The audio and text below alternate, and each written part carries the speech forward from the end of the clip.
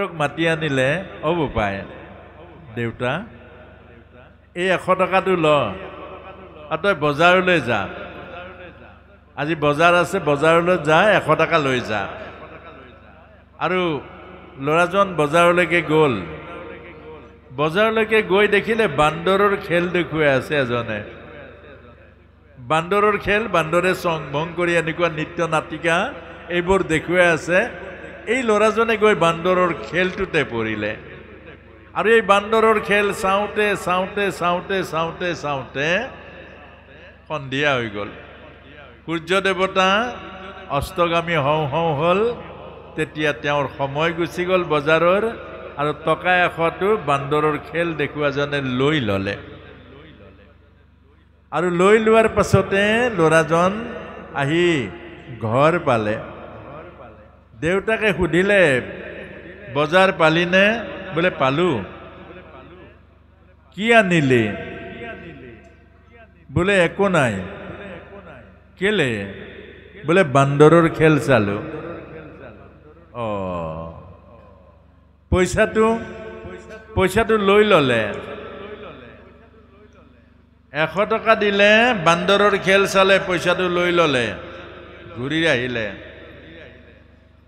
আমাৰ সংসাৰৰ প্ৰায় সকলে এইটোৱে ভুল কৰে সংসাৰৰ বান্দৰৰ খেল চাই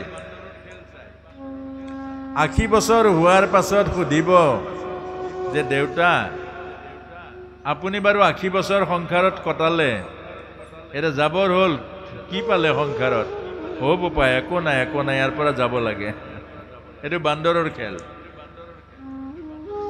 80 বছৰ হোৱাৰ পাছত মনুষ্য জন্ম পায় খটাংগৈ 2 দণ্ডত গতি পাইছিলে 34 বছৰত শংকৰাচাৰ্য অদ্বৈতবাদ প্ৰচাৰ কৰিছে আৰু 80 বছৰ পোৱাৰ পাছত কৈছে একো নাই যাব লাগে কলৈ যাব যাবৰ কাৰণে গোটাইছে জানো ভাড়া আনিছে জানো যাবলৈ হলেতো ভাড়া লাগিব গাড়ীত উঠিলেই পইচা লাগিব 100 টকাটো 100 বছৰ আয়ুস প্ৰত্যেককে দি পঠিয়াইছে ভগৱানে আৰু সংসাৰৰ হাতত এখন সংসাৰত বেহা কৰিব দিছে প্ৰেমৰ বেহা মৰমৰ বেহা ভাল পোৱা সেৱা দান এইবোৰৰ বেপাৰ কৰিব দিছে হৃদয়ৰ বেপাৰ কৰক ভাল পোৱাৰ বেপাৰ যাকে দেখে ভাল পাওক সর্বে ভবন্তু সুখিনঃ সর্বে সন্তু নিরাময়ঃ সর্বে ভদ্রাণি পশ্যন্তু মা কচ্চিৎ দুঃখ ভাগ ভবেৎ অর্থাৎ সদায় গধূলি গধূলি প্ৰভুক খাটক হে প্ৰভু হে কৰুণাময় সকলোৰে মংগল কৰা সকলোৰে জীৱন সুন্দৰ কৰা কাৰো জীৱনত যেন হতাশা নহওক সকলোকে জ্ঞান দিয়া প্ৰভু সকলোকে বুদ্ধি দিয়া সকলোকে জ্ঞান বুদ্ধি জগাই তোলা এয়া বেপাৰ কৰক হৃদয় বহল হৈ যাব এদিন বহল হৃদয়ে ভগৱত লাভ কৰিব ঈশ্বৰক পাব প্ৰেমৰ বেপাৰ কৰিব দিছে সকলোকে পুত্ৰৰ নিচিনা দেখক এটো প্ৰেমৰ বেপাৰ মোৰ লৰা মোৰ নাতি এটো আসক্তিৰ বেপাৰ আসক্তিৰ বন্ধনৰ পৰা মুক্ত হোক প্ৰেমৰ বেপাৰ আপোনাক সবে ককা বুলি মাতে অকল নিজৰ লৰাটো এটো ককা নাতি বাকিবৰ কি পৰৰ মনত ৰাখিব হৃদয়খন ইমান সংকীৰ্ণ নকৰিব হৃদয়খন বহল কৰি দিয়ক আপোনাক সকলোকে ককা বুলি মাতিছে সবকে নাতি দেখক সমান মৰম কৰক সমান দৃষ্টি দিয়ক সমান চকুৰে চাওক এইটোৱে বেপাৰ কৰিবলৈ দিছে সেৱাৰ বেপাৰ কৰক অকল নিজৰ লৰাটোকে নহয় আনৰ লৰাকো এবাৰ কিবা এটা খুৱাওক কাৰোবাক কিবা এটা দি লওক আপুনি কাৰোবাক কিবা এটা দিয়ক দিয়াটো ৰেকাৰিং ডিপজিট দিয়াটো আপোনাৰ নাযায় ই জমা থাকিব ৰেকাৰিং ডিপজিট দান এটা ধৰ্ম দিলে পায় দুগুণ পায় তিনিগুণ পায় বেংকত থলে যেনেকৈ ৰেকাৰিং ডিপজিটত পইচা পায় সুতে মূলে পায় আপুনি আজি কাৰোবাক দান কৰিছে সুতে মূলে পাব দান হল ধৰ্ম দিলে পায় আৰু আজি যে বৰ পুণ্য পাইছে আগৰবাৰ দি থোৱা কাৰণে পাইছে গতিকে খাই লৈ ধৰুৱা নহ'ব। কাৰোবাৰ পৰা আনিলে ভাবিলে ইয়াক ঠগি আনিলোঁ যে মোৰ আৰু হাৰিলোঁ, এতিয়া মোৰ আৰু জমা আছে। মনত ৰাখিব, এদিন ধাৰ মাৰিব লাগিবই।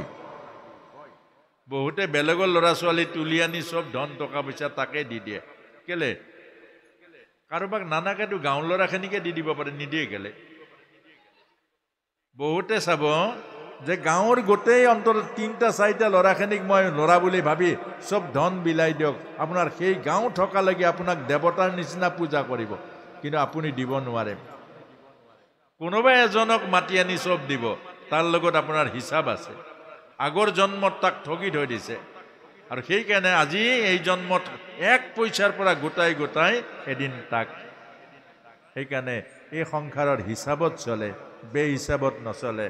সেইকাৰণে কাৰো পৰা ধাৰ নাখাব, এদিন ধাৰ মাৰিব লাগিব। উপকাৰ কৰক, এদিন উপকাৰ পাব। আৰু উপকাৰ কৰিলে আপুনি উপকাৰ পাব। আপুনি সেৱা কৰক, জীৱনৰ সুখ পাব, আনন্দ পাব। যিমান সেৱা কৰিব সিমান জীৱন শান্তি পাব, আনন্দ পাব, ৰস পাব। আৰু সেইকাৰণে আমাক এই কথাখিনিকে কৈছে, আমি জীৱনটো উপভোগেই কৰিবলৈ নাজানো। জীৱনতেই সৰ্বস্ব আছে। স্বামী ভাৰ্যাৰ মাজত কিমান মধুৰ আনন্দ আছে বাৰু, কিমান আনন্দ। এবাৰ ভাবকচোন, আমাৰ এই নাটকবোৰ যে থিয়েটাৰত লিখিছে ক'ৰ পৰা? গৃহস্থী ঘৰৰ পৰাহে লিখিছে। চবতে আনন্দ আছে। কেনেকুৱা আনন্দ চাবচোন। এখন গৃহস্থী, স্বামী আৰু ভাৰ্যা, ই অৰ্ধাংগিনী, মৰম চেনেহ, ভাল পোৱা, হৃদয়ৰ আদান প্ৰদান কেনেকে হয় বাৰু? কাজিয়াও লাগে আকৌ, হয়নে বাৰু? কাজিয়াও লাগে। এতিয়া কাজিয়াবোৰ কেনেকুৱা চাবচোন, কিমান ৰস। এহাল স্বামী আৰু ভাৰ্যা আছিলে, দুয়োটাই কাজিয়া লাগিলে। কাজিয়াবোৰ হ'ল আনন্দ দিয়ে, কাজিয়াবোৰে মৰম বঢ়ায়, কাজিয়াবোৰে আমাক প্ৰেম প্ৰীতি ভাল পোৱাবোৰ হৃদয়ত আৰু উজ্জীৱিত কৰে। এইটোৱে হ'ল স্বামী ভাৰ্যাৰ কাজিয়া।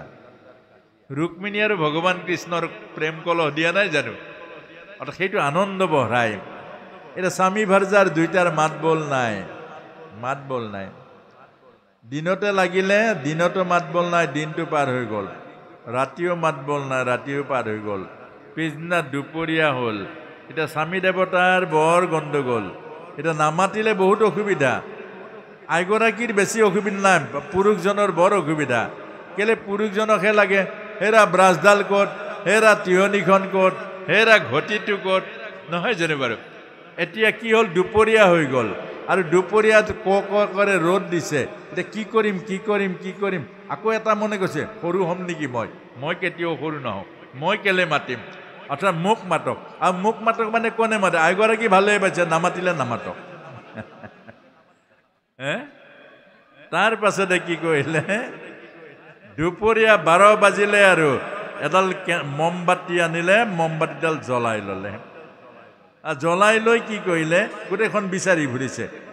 ইমান পোহৰত বিচাৰি ফুৰিছে মমবাতিডালেদি। কি বিচাৰিছে? আইগৰাকীটো চাই থাকে, চাই দেখিলে, মোৰ মানুহটোৰ মূৰটো পাগল হৈ গ'ল নেকি। তাৰ পাছতে সুধিছে, হেৰি কি বিচাৰিছে? পালো। বোলে কি পালে? তোমাৰ মাতটো বিচাৰি ফুৰিছিলো। এইবোৰ হ'ল গৃহস্থী আনন্দ। মনত ৰাখিব, গৃহস্থীত ইমান সুখ আছে, স্বৰ্গৰ সুখ আছে, গৃহস্থীত বৈকুণ্ঠৰ আনন্দ আছে। আৰু সেই গৃহস্থীৰ আনন্দ জগাবৰ কাৰণে অহাকালি কৰ্মশালাত হ'ব। এই 3 দিন কৰ্মশালালৈ আহক। এখন ঘৰ কেনেকৈ চলাব লাগে, এখন ঘৰ কেনেকৈ আনন্দময় কৰিব লাগে, এখন ঘৰত কেনেকৈ স্বৰ্গৰ সুখ পাব পাৰি, এখন ঘৰত কেনেকৈ বৈকুণ্ঠৰ আনন্দ প্ৰাপ্তি হ'ব পাৰে, অহাকালি এই 3 দিনত আপোনালোকে এই জ্ঞানখিনি পাব। আৰু সকলোতকৈ ডাঙৰ সৌভাগ্য, আমাৰ নাহৰকটীয়া অঞ্চলত বহুত কছাৰী গাঁও, দীঘল ঠেঙাল কছাৰীকে আদি কৰি আমাৰ আহোমসকলৰ ভিতৰৰ গাঁওবোৰ, সেই গাঁওবোৰত যোৱাৰ সৌভাগ্য হৈছে। আৰু আই মাতৃসকলৰ এই কৰ্মশালাই হয়তো এখন ঘৰ বহুত উজ্জ্বল কৰিছে। আৰু আপোনালোককো এইখিনি আপোনালোকৰ পুত্ৰ ভাৱনাৰে, সেৱা ভাৱনাৰে আপোনালোকক এইখিনি জনাইছোঁ। অহাকালি ঠিক 11:30 বজাত আহিব, আৰু 12:30 বজাত আপোনালোকে যাব পাৰিব। এই 1.5 ঘণ্টা সময় দিয়ক আপোনালোকৰ। এই 1.5 ঘণ্টাতেই জীৱনৰ সৰ্বোত্তম কল্যাণকাৰী গৃহস্থী আশ্ৰমৰ জ্ঞানখিনি পাব। আৰু এইখিনিকে কৈ শ্ৰীমদ্ ভগৱত গীতাৰ ৩য় অধ্যায় কৰ্মযোগ।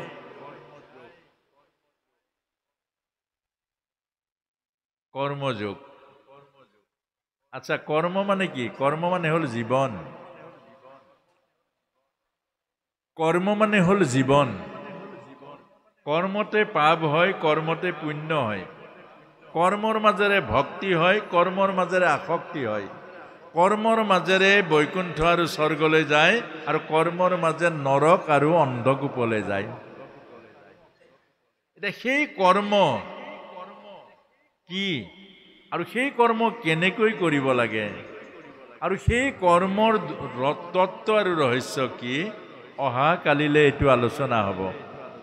অহাকালি কৰ্মযোগ, জ্ঞানযোগ আৰু কৰ্ম সন্ন্যাস যোগ। অহাকালি সুন্দৰ বিষয়খিনি আছে। আজি যিহেতু প্ৰথম আপোনাসবে আমাৰ লগত বা গীতাৰ লগত প্ৰাথমিক পৰিচয়, গীতা অকল পাঠৰ মাজেৰে সাধাৰণতে অসমত হয়। গতিকে আজি এনেকৈ গীতাৰ যিটো তত্ত্ব দৰ্শন, যিটো জীৱন আৰু গীতা অভিন্ন তত্ত্ব, গীতা আৰু জীৱন এক অভিন্ন সম্পৰ্ক, এই কথাখিনি আপোনাসবে আজি অকণমান প্ৰাথমিক পৰ্যায়ত এইখিনিকে আলোচনা কৰা হ'ল। অহাকালি আমাৰ কৰ্ম জীৱনত কৰ্মই কেনেকৈ প্ৰভাৱ বিস্তাৰ কৰে, কৰ্মই কেনেকৈ ইহকাল আৰু পৰকালৰ সংস্কাৰবোৰ গোটাই লৈ যায়, আৰু কৰ্মই কেনেকৈ পাপ আৰু পুণ্য আমাৰ জীৱনলৈকে আনে, অহাকালি এইখিনি আলোচনা হ'ব। আৰু অহাকালি মই ভাবিছোঁ, আজি যিসকল অহা নাই অহাকালি আহিব বুলি ভাবিছোঁ। আৰু আমাৰ ওপৰত হৰ্ণটো নলগোৱাৰ কাৰণে দূৰলৈকে হয়তো শুনা নাই। গতিকে আমাৰ হৰ্ণটো লগাই দিব লাগে। আমাৰ কেইঘৰমান পৰিয়ালৰ অকণমান সামাজিক এতিয়া চোৱাৰ কাৰণে আহিব পৰা নাই। মই ভাবিছোঁ তেৰা সমস্ত গৃহৰ পৰাও শুনিব পাৰিব। গতিকে আমাৰ গাঁওখনৰ যোৱালৈকে অহাকালি অকণমান এই হৰ্ণৰ ব্যৱস্থাটো কৰি দিব লাগে। আৰু অহাকালিলৈকে আমাৰ ৰাতিপুৱা 9 বজাৰ পৰা ক্লাছ 8ৰ অষ্টম শ্ৰেণীৰ ওপৰৰ পৰা, অৰ্থাৎ অষ্টম শ্ৰেণীৰ পৰা আৰু বাকীসকল যিমান আছে ডাঙৰ কথা নাই, ছাত্ৰ ছাত্ৰীসকলৰ, যুৱক যুৱতীসকলৰ কৰ্মশালা আছে। এইটো মেডিটেশ্যন হ'ব, অলপ আধ্যাত্মিক আৰু যোগা আৰু থিয়ৰী আৰু প্ৰেক্টিকেল, অলপ তেওঁলোকৰ উপযোগী কৰি জ্ঞানখিনি, আৰু প্ৰেক্টিকেলটো হ'ল মেডিটেশ্যন। গতিকে এইখিনি হ'ব। গতিকে অহাকালি যাতে 9 বজাত ছাত্ৰ ছাত্ৰী হওক। ৰাতিপুৱা মানে কি হয়, বহুতো টিউশ্যনো থাকে। গতিকে 9 বজাৰ পৰা 10:30 বজালৈ ছাত্ৰ ছাত্ৰী আমাৰ যুৱক যুৱতীসকলৰ কৰ্মশালা হ'ব। গতিকে আপোনাসকলে আহিবৰ কাৰণে যত্ন কৰিব। আৰু আজি শিৱসাগৰ আজি বহুত বছৰ আগতে, প্ৰায় 20-25 বছৰ আগত বহুত আহিছোঁ ইয়ালৈ, কিন্তু মোৰ সৌভাগ্যটো হেৰাই গ'ল। ইয়াৰ মৰম আৰু ইয়াৰ ভালপোৱা, ইয়াৰ যিটো শ্ৰদ্ধা, এইবোৰ বিভিন্ন জেগাত যদিও ঘূৰি ফুৰিছোঁ, অলপ পৃথক। শিৱসাগৰৰ সংস্কৃতি, শিৱসাগৰ মনোভাৱনা, শিৱসাগৰৰ চিন্তা চৰ্চাটোৱে ৰজাঘৰীয়া চিন্তা চৰ্চা। গতিকে ইয়াত এতিয়াও যদিও 600 বছৰ আগত ৰাজধানী আছিলে, কিন্তু এতিয়াও আমাৰ শিৱসাগৰীয়া ৰাইজৰ মনৰ মাজত ৰাজধানী এতিয়াও সোমাই আছে, স্বাভিমান এতিয়াও সোমাই আছে, সৌৰ্য বীৰ্যবোৰ এতিয়াও সোমাই আছে। গতিকে মই ভাবোঁ, আৰু আজিৰ এই অনুষ্ঠানটোৱে আমাক আকৌ আমাৰ বুকুৰ মাজতো আনন্দ দিছে, সম্পৰ্কিত কৰিছে। গতিকে আমি এই যিটো ভগৱত গীতাৰ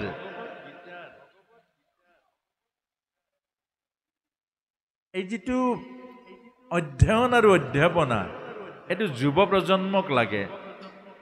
আমাৰ বহুতে গীতা পঢ়িবলৈ নিদিয়ে। কেলে গীতা আমাৰ কেলে নিদিয়ে? আমাৰ ভকতসকলৰ মাজতহে নিদিয়ে, ভকতসকলৰ মাজতহে নিদিয়ে। কিন্তু আপুনি জীৱনৰ কাৰণে পঢ়িবলৈ নিদিয়ে শব্দটো নাই, আছে জানো বাৰু? আমাৰ ইউনিভাৰ্চিটিত বা কলেজবিলাকতো 25 নম্বৰৰ মাৰ্কছে আছে গীতাত, গতিকে মই ভাবোঁ আপোনাসৱক আমাৰ যুৱ সমাজখনক আপোনাসৱে সংস্কৃতৰ যিটো 700 শ্লোক থকা গীতা এইটো পঢ়িব প্ৰত্যেকে নিজে নিজে এখন এখন কিনি ল'ব আৰু তাত সংস্কৃত শ্লোকবোৰ পঢ়িব এদিন বুজিব টাইম লাগিব এদিন বুজিব আমাৰ তেলেগু ভাষাটো যদি বুজিব পাৰে তেলেগুৱে ভাৰতীয় মানুহে সংস্কৃত বুজি নোপোৱাৰ কথা নাই কিন্তু আমি তাক অধ্যয়নটো একেবাৰে নকৰোঁ গতিকে তাৰ তলত আকৌ ব্যাখ্যাবোৰ আছে আৰু তলত ভাঙনিবোৰ আছে গতিকে ভাঙনিখিনিতে গোটেই গীতাৰ ৰহস্যটো সোমাই আছে আৰু সেই 700 শ্লোকে হ'ল ভগৱানৰ মুখৰ বাণী আৰু এই 700 শ্লোকৰ প্ৰথম শ্লোকটো কৈছে ধৃতৰাষ্ট্ৰই এজন অন্ধজনে কি প্ৰশ্ন কৰিছে মোৰ ল'ৰা আৰু পাণ্ডুৰ ল'ৰা যুদ্ধক্ষেত্ৰত গৈ সঞ্জয় কি কৰিলে ধৰ্ম ক্ষেত্ৰে কুৰুক্ষেত্ৰে সমবেতা যুযুৎসৱঃ মামেক পাণ্ডৱচ্ছেব কিম কুৰ্বত সঞ্জয় আৰু প্ৰশ্নও নাই আৰু মাতো নাই অৰ্থাৎ আমাক এইটোৱে বুজাইছে জ্ঞানহীন প্ৰজ্ঞাহীন মানুহৰ মাত্ৰ এটাই প্ৰশ্ন মোৰ ল'ৰা আৰু মই আৰু নাই ভায়েকৰ কি হৈছে দৰকাৰ নাই সমাজখনৰ কি হৈছে দৰকাৰ নাই নামঘৰ থাকক বা নাথাকক দৰকাৰ নাই মুঠৰ ওপৰত এটাই বস্তু মই আৰু মোৰ পৰিয়ালটো বাছ এইজন জ্ঞানহীন মানুহৰ এইটোৱে প্ৰশ্ন আৰু না জীৱনক জানিবলৈ না জীৱনক বিচাৰিবলৈ না সৎসংগৰ চিন্তা কৰা না ভাই ভাতৃ না বংশৰ চিন্তা কৰা নামঘৰৰ চিন্তা কৰা এইজনৰ এইটো কথা নাপায় এইটোৱে হ'ল ধৃতৰাষ্ট্ৰ ধৃত মানে ধৰি থকা ৰাষ্ট্ৰ মানে শৰীৰ এতিয়া দ্বিতীয় শ্লোক কৈছে